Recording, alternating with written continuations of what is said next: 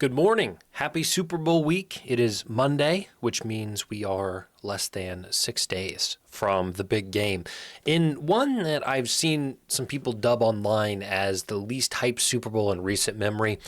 And I sort of feel the same way, even as a Seattle Seahawks fan. Like, it feels fraudulent in some capacity that the Seahawks are representing the NFC in the Super Bowl, and then you turn around to the other side and you see an AFC team that just got a new head coach, that was dubbed having the easiest schedule this season, and the Patriots, just a weird conglomeration, and I'm still excited. And I think it's important that we stay in the moment and realize that we could have the Chiefs again. We could have the same people that we've seen in the last half decade. So the newness and the parity, I think, is a good thing. Now, one thing that I'm not excited about, that I actually cannot understand, and I've been trying to process why these things occur. And I think part of why these things occur is we live in 2026. We live in the age of being informed almost to a fault. I would call it over-informed. We live in an age of the first to news gets the clicks, and the clicks gets the ad revenue, and the ad revenue brings the money. And it just has become this avalanche of impatience and information, which has benefits. So this is not like an entire critique of the system, but it is a critique of when the system leads with and prioritizes the story and the news over the moment. I think we have a problem. So I'm going to discuss two things today that I cannot understand. And the first is this information, to me, does not make sense. Why, on January 30th, a week before your team plays their biggest game in the last decade, the Seahawks have had fairly recent success with a Super Bowl win and then a Super Bowl appearance that they barely lost to, somewhat coincidentally, the New England Patriots. But this is a massive deal. And it's a big deal for Mike Macdonald, who is only in his second year. It's a massive deal for Sam Darnold, who has been this journeyman without seeing too much success. And so why is it necessary to release information about the team going up for sale prior to this game? I try to put myself in the perspective of the players, and I suppose if I am a player on this team and I know that the organization is going for sale after the game, at worst, it's pressure to perform in a certain way to increase shareholder value and increase the value of this team. And they have a very young defense. And while they don't have a young offense, they have at least pieces they can build around with Jackson Smith and Jigba. And I don't think Sam Darnold is really cut for the cloth long term, but he could be relevant for another few years. So someone coming in and buying this team not only has a look of longevity, but they have also positives in the short term, especially if they're coming off of a Super Bowl win and they become the defending champions. So at worst, it's pressure. At best, it's just another distraction and story, which I don't think is needed. At best, the players feel no pressure. They're not concerned with it, but it's just another thing that is getting eyes and attention and conversation.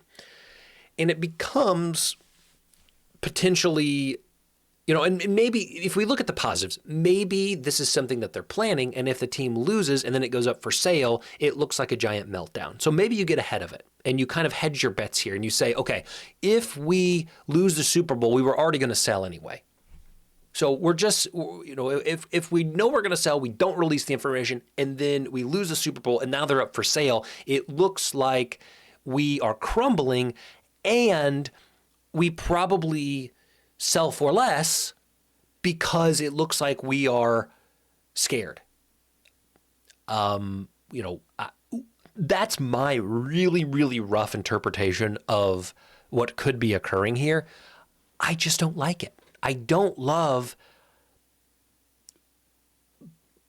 breaking news stories that deal with the entirety of a franchise prior to the biggest game of every player's career. Now it gets worse because this was released yesterday. And I fundamentally believe, yes, the Seahawks defense is the reason why they are in the Super Bowl. But Klint Kubiak and what he's done in his first year as the Seahawks offensive coordinator should not be ignored. It is a very close second. If you want to call their defense and what Mike McDonald has done, if you want to call that 1A, and then you want to call 1B bringing in Klint Kubiak, I think that is a fair assessment. Their offense has not blown teams out of the water. They've not done anything that is off the charts, but they have been incredibly efficient, and Klint Kubiak has taken a guy in Sam Darnold and turned him into, we'll call him a game manager at worst, but a ball player at best. So Klint Kubiak is a massive piece of this team's success. And this one really perplexes me.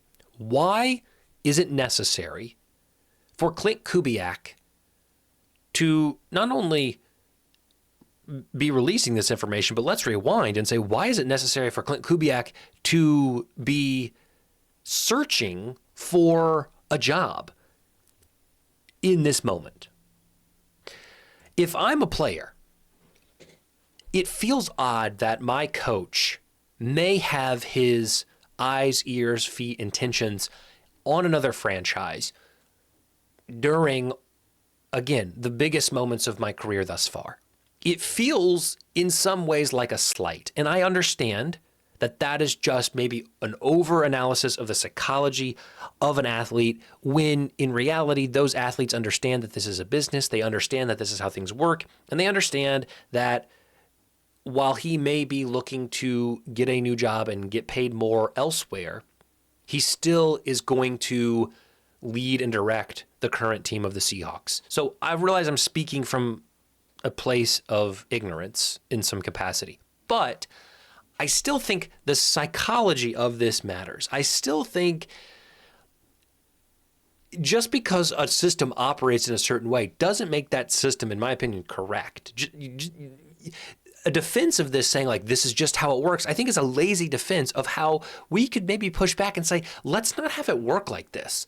I made a video in this November, December about the Ohio State Buckeyes going through something eerily similar.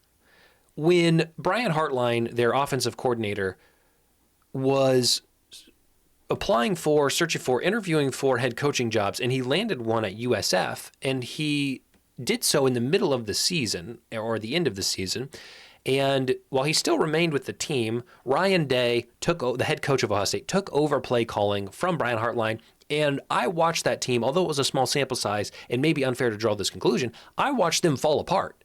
I watched Ohio State fail to be the team that they were. Now, they were playing better defenses late in the season. There's all kinds of things. But in a vacuum, the premise is, why are we encouraging a system for these coaches to have to look 3 steps ahead when right in front of them could possibly be the biggest moment?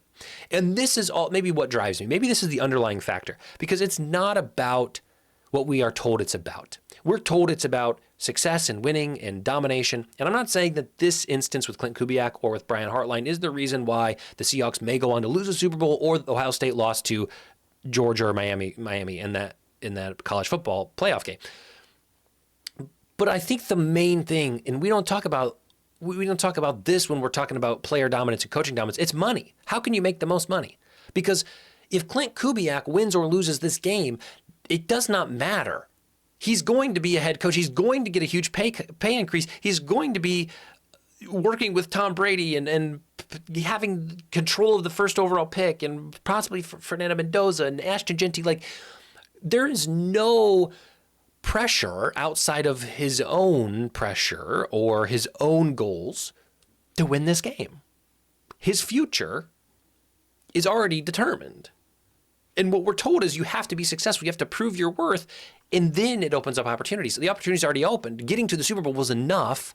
And what he's done with the Saints and what he's done with the Vikings and what he's done with the 49ers has proven enough that Klint Kubiak is able to get this job.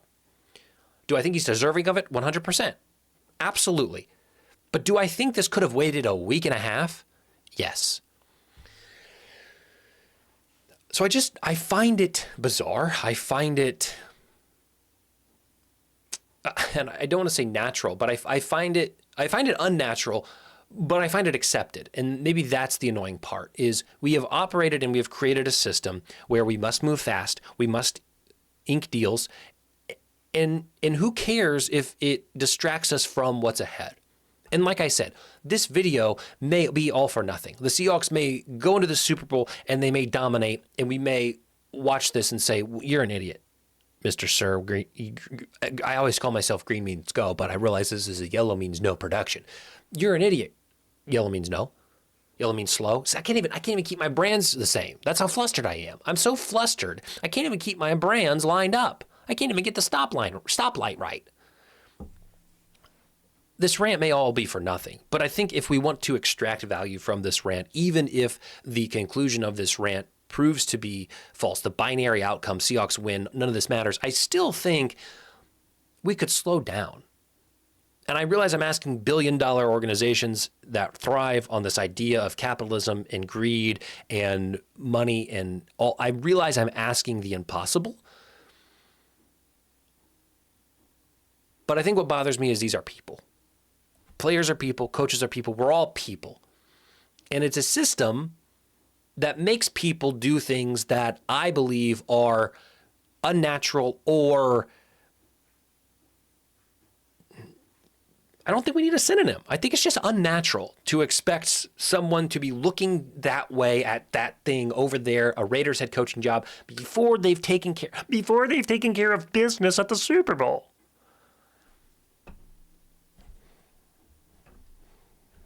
Just my thoughts.